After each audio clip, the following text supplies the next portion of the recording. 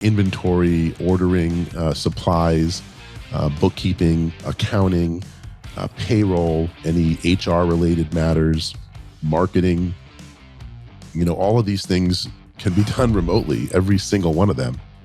Hello, everybody, and welcome to another episode of the Raving Patients Podcast, sponsored by Dental Intelligence, Cloud Dentistry, and the Doc Sites.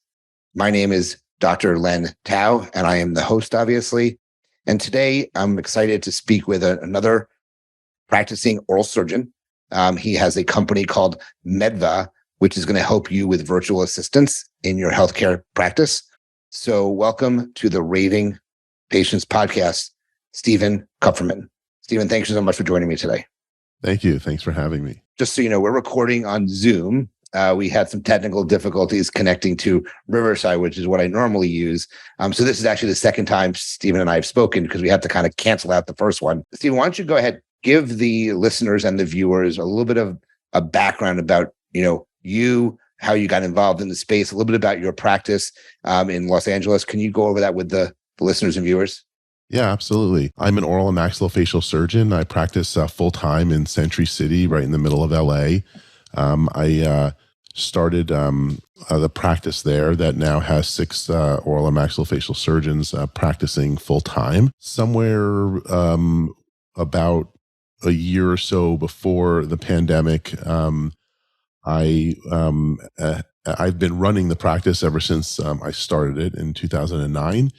And I sort of became a little overwhelmed with the number of people that were working for the practice. And I was just sort of looking at some other opportunities and trying to think out of the box on how I could sort of maximize the efficiency of the practice and maximize sort of my time and brain power associated with running the practice. And so I stumbled upon virtual assistants who are mostly healthcare virtual assistants or medically trained virtual assistants from mostly from the Philippines, some from South America, and just realized how beneficial they can be working remotely prior to everybody realizing how beneficial people can be working remotely.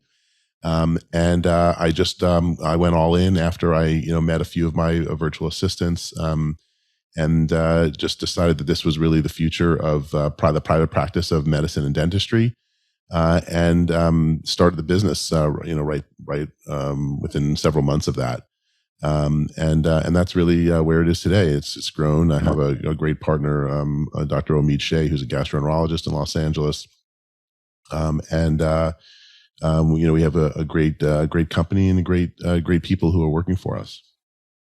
So as COVID kind of changed the way that we interact with people. We do so many more Zoom interactions. Remote work has become very, very common. So this obviously fits very well into that. And I think you said that you kind of found this before even COVID was a thing. So you understood the value that remote companies can play. I have a virtual assistant for what I do outside of my dental career, and I rely on them to do almost anything of my administrative tasks. So it makes life very, very easy. So I'm curious your thoughts on, practices who feel like they have to have live people in there. So what do you believe is the best way to scale a dental office using virtual assistants? Every dental office is different. Obviously, as a dentist, I know a fair amount about dental offices, and they come in many different shapes and sizes. The sort of quote mom and pop practice, which there are less and less of these days, but the practice where there was 1 or 2 people working there, they may or may not necessarily benefit from a virtual assistant if they're not planning to grow and they're planning to sort of stay where they are. But aside from those really small practices, many of which probably closed during COVID, and it never reopened. Aside from those few practices that remain, every other practice would benefit at the outset just from somebody handling any sort of insurance paperwork, insurance calls, insurance mail, and from there everything can be expanded. I think that's the easiest way to get started with a virtual assistant. And of course, there are practices that every single patient, requires insurance paperwork. And there are practices that there's no insurance paperwork whatsoever. But any practice that's dealing with insurance companies is the easiest way to get started and to scale, because that's really where the virtual assistant industry shines. Now, you can take it much further. You can use them for marketing. You can use them for hygiene recall. You can use them for appointment setting, appointment confirmations. The list is really endless. There's so much that needs to get done in a dental office on a day-to-day basis. And with the Great Recession, it's becoming harder and harder to find that person to work in the front office to handle all those tasks. Yeah, no, it's funny. So a little bit about my practice, which I had sold. I was a very, very small office. I had one front desk person, two dental assistants, and one hygienist and an associate for the last 5+ years.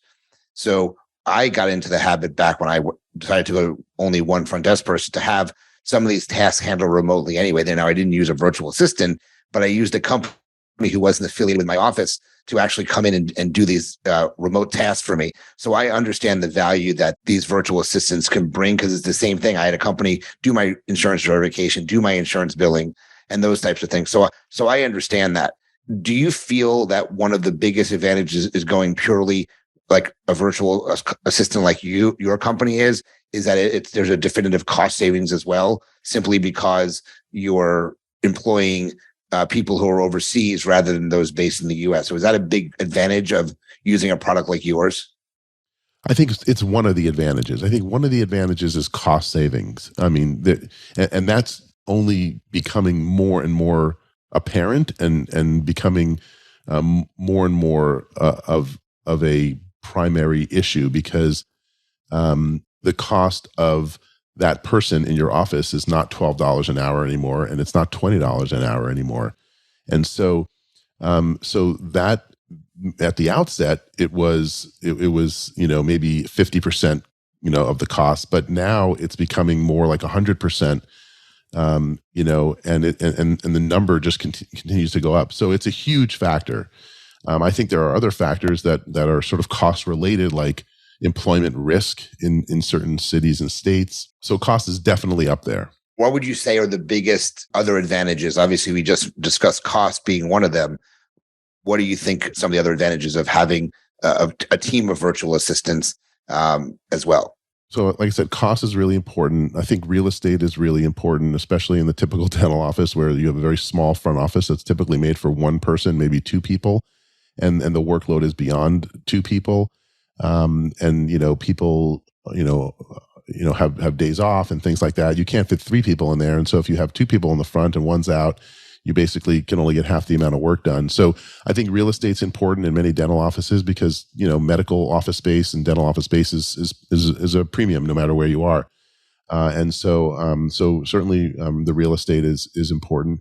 I think just in general, getting the workload completed and getting people available in today's day, the ability to sort of call MedVA today and have somebody working in your office within a week who has some, background and training is really not really that easy to do in most cities today. That job is not really available. And if it is, you're paying $25 or so per hour plus all the other, add-ons to salary. So I think the ease in which you can hire somebody and the swiftness within which you can hire somebody, I think, is also a tremendous advantage to using a virtual assistant. Let's break down a couple of things here. So number one, can you review the costs for a single or a multiple virtual? I don't know how you price it. So can you discuss with somebody so they understand the value proposition for bringing in someone like this?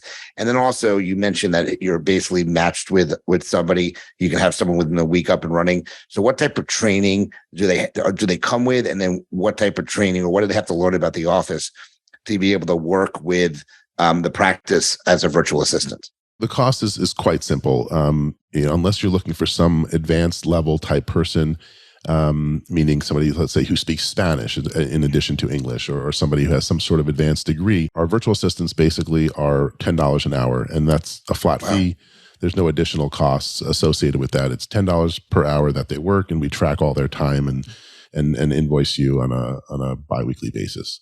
So it's very simple. In terms of getting started, so our virtual assistants for our dental virtual assistants are trained with some time and some knowledge of dental sort of front office dental terminology.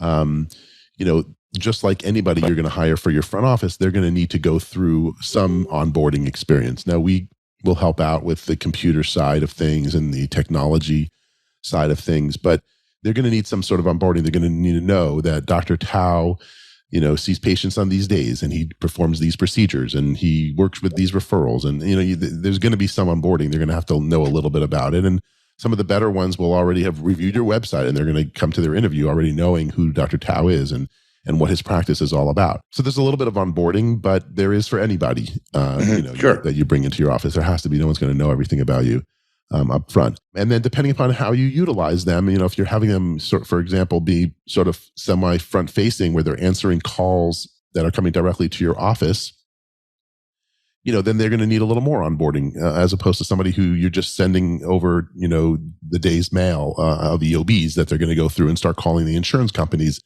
all day long. Then they don't need as much training, for example, because they already know about dental billing and collections and calling, Delta Dental and, and Anthem Blue Cross Dental. And, they'll know a little bit about that already, so they can get going, much, much faster than if they're answering calls and scheduling patients for you. Gotcha. How are they trained using our practice management software such as Dentrix, EagleSoft, Open Dental? Do some of them have a background in that? Do you have to show them some of those things as well? If you don't have something that they're used to, I'm sure they don't work with every platform out there. So how does that work? So we're in talks right now with some of the larger dental practice management companies to see if they can, give us some opportunities to work with the software during their training time. But what I usually will tell people is, since most of them are younger and they're quite skilled with computers, I usually will say, well, why don't you just spend the first couple of days, just give them the software trial version or whatever it is. And within 2 or 3 days, they're going to know how to do it. They're going to be able to look up patients. They're going to be able to get phone numbers. They're going to be able to do basically what you need to do. So, it costs you a couple of days of work, just like it would be for somebody who you're bringing on to work in the office. But they pick it up quite quickly because they're very computer, oriented. They know that if they want to work for U.S. companies, they have to have pretty good knowledge of computers just to get into the company.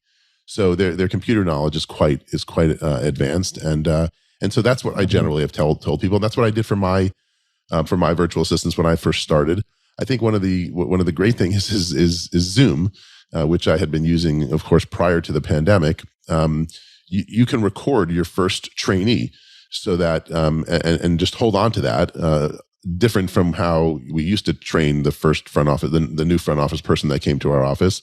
We can record it now, and then you just have it for when the next person comes in, or if you're expanding or using multiple offices, then you just pass it on to the next person, and so it becomes actually much easier to train after you do the first your first virtual assistant training. Gotcha. So obviously you can work in a small practice like I had, because I use virtual people, but you also, as you grow your business, I think you are also for larger organizations as well. So can you talk about how you can basically grow a practice or grow a business with more virtual assistants? One thing I want to know about is there's a practice out there that has a kind of like a Zoom camera at their front desk, and when somebody comes in, somebody greets them virtually. So I wanted your thoughts on that as well, considering this is your space. Yeah. So I do think that is not far off, especially as salaries continue to creep up. There's like a mandate right now in Los Angeles County that anybody working for some sort of healthcare facility gets paid $25 per hour. Wow. Starting. So, as things like that continue, and I have no problem with that, but I just doctors can't afford it. Many private practices just can't afford it. So, but I think it's fair for people to get fair wages. So, but that's becoming difficult. So, yeah, I mean, I think that it would be very easy to create and this is an idea probably for somebody's going to take from this conversation, and and just make a kiosk that just dovetails right into Dentrix or EagleSoft or Open Dental. You click on it, I mean, even right now you can put your finger on it. It already brings up, like I know Dolphin, practice management for orthodontists. You just swipe your finger and it pulls up your chart in the, and checks you in the office. And I'm sure all the other companies can do the same thing. And so you just swipe your finger and then they know that you're there. And then somebody's face just pops up and says, "Hi, good to see you. Any questions, et cetera, et cetera." It's just a matter of time before that becomes, more the norm. I think you need somebody in the front. I think most people are paying cash for dentistry there, or to some degree, and they want a little bit of human contact. Maybe that will change for Gen whatever we're up to, and then maybe they don't want to see anybody. But for the most part, I think there's going to always be somebody there, and then we always have our dental assistants in the back. That's never going to change, at least not to any significant degree. So there's always going to need to be human contact in the dental office. But a kiosk is not far off that will work with our practice management companies. Gotcha. No, that makes sense. So you obviously have a very large oral surgery practice. I think you said there are six doctors in the oral surgery practice. How many team members do you have physically in the office? Yeah, physically in the office, it's about 22, 23, something like that. Okay. And then how many offshore work that you have working for you? About 15. About 15. Okay. So to be very transparent, and I told you this when we first met. So Stephen had reached out to, or somebody in Stephen's company reached out to me at Bird Eye. And it was when I spoke to them on the phone, there was like 3 of them on the phone and they said they were overseas. So your virtual assistant, you mentioned marketing, reached out to me to learn more about what my product does. So when I looked at the name of your business, I'm like, I know that business because I spoke to them on the phone. So you have 23 in and then about 15 offshore who are assisting you with various tasks. So what lessons have you learned from growing a large, medical/dental facility? What you mean with respect to offshore staffing? Yeah. Offshore staffing in, a combination of, hey, how do you manage to ensure a lot of them, you still have a large organization where you have 20 something staff members and then incorporating the other 10 or 15 into that group. Right.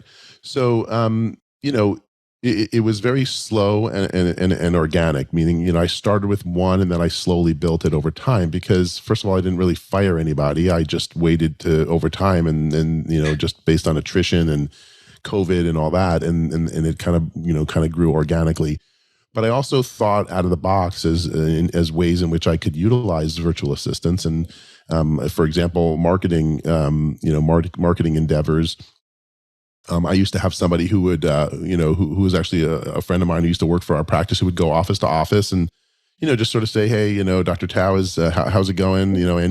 Any issues with the oral surgery patients that, you've been sending over? Is everything going well?" And, they'd bring some cookies or whatever, whatever it was. And then during COVID, or right before COVID, that person had left. And so I said, well, I'm sure I could get a DoorDash account and just have somebody do this and just call and just say, "Hey, how Dr. Tao or Dr. Tao's front office person, how are things going? Any issues with anybody? And, let us know if you need any more referral cards and whatnot." And so we started using somebody for marketing and then bookkeeping and then ordering and purchasing and inventory and then of course all the insurance related stuff. And so it just became a big part of the practice. Gotcha. So, I'm all about customer experience or let's say patient experience. I'm all about online reviews and making sure practices are looking good online. So I'm curious what your thoughts are having, virtual staff. How does the overall patient care experience is handled in your opinion? What improvements can be made? What are your patients saying who are dealing with these, if they have direct facing access to, because like I said, remote to insurance is one thing, but remote to a patient per se is a little bit different. So talk about the whole patient experience when they work with these virtual assistants, if they are actually doing that in your practice. So we don't have a ton of forward-facing virtual assistants, and I think some virtual assistants, just like some employees, they don't like to be front-facing, right? I mean, the insurance people oftentimes don't like to be front-facing. They like to be in a room calling insurance companies on a day-to-day basis. So, and virtual assistants come in the same way. There are some that really like to be sort of forward facing. They want to answer calls and they want to have patient, interactions. And so we try to limit that as much as possible, because there's, this is a relatively high end practice, and people sort of expect somebody in the office to answer the phones. And when you answer the call offshore, there's always a little tiny delay that people jump on pretty quickly. So some people are fine with it and some people are not. When we have a few staff members that are out for the day, we can't handle the call volume. And I can't have 2 or 3 people sitting in the bullpen all day, basically, when everybody else is there, we're just twiddling their thumbs. It's just doesn't make any sense.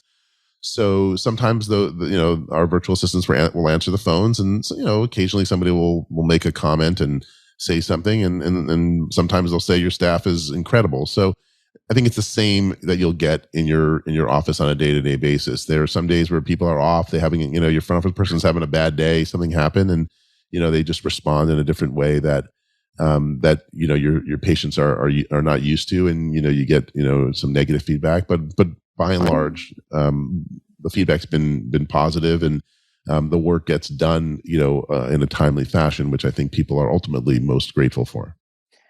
And I think that's all great. And again, that's my big thing about patient experience. So I'm glad that you shed some light on that. My last question for you before we move into my lightning round Q&A would be, what tasks, and I'm sure you can spout out a list of a few of them.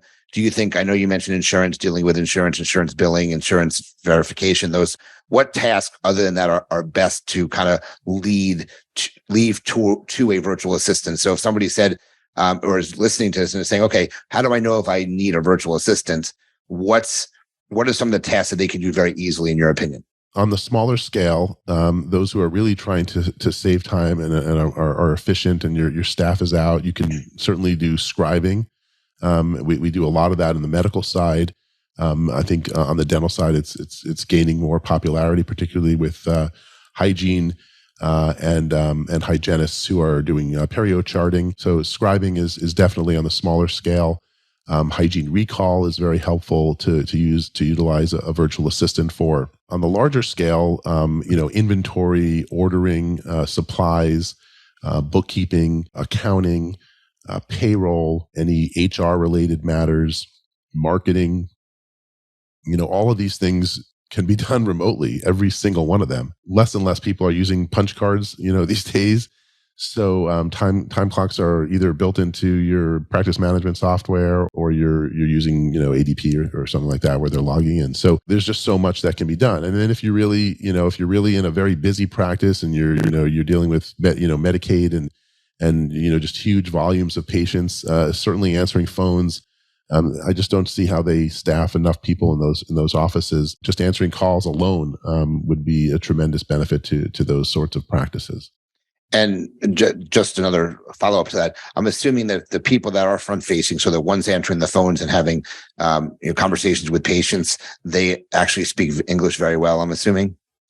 Yeah. So, the first language in the Philippines is English. That's the main language taught in all schools. So everybody speaks English. But there are those who have more, say, of a Filipino accent than not.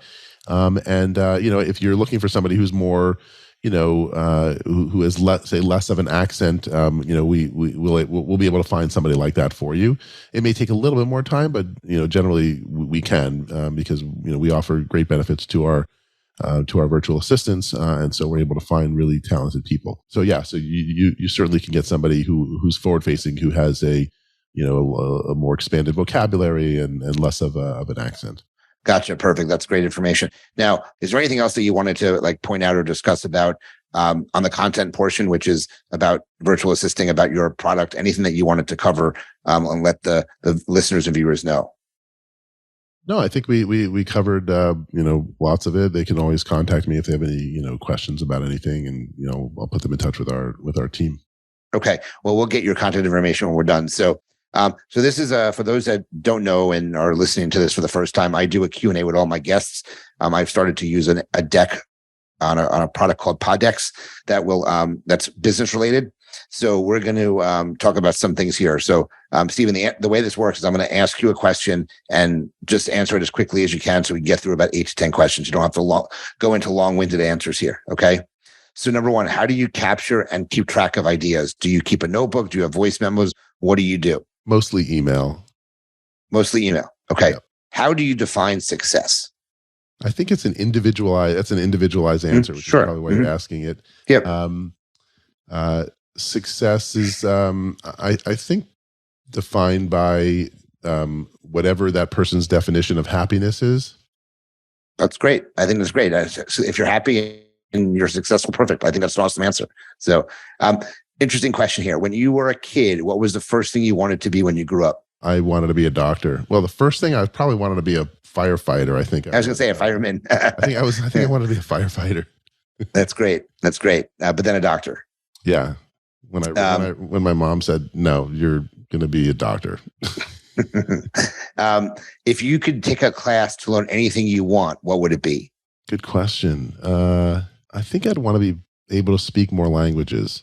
All right. That's perfect. Multilingual. Yeah. What eats up most of your time that you'd like to change? You want an honest answer? Or? Yeah, I want an honest answer. What eats up most of my time?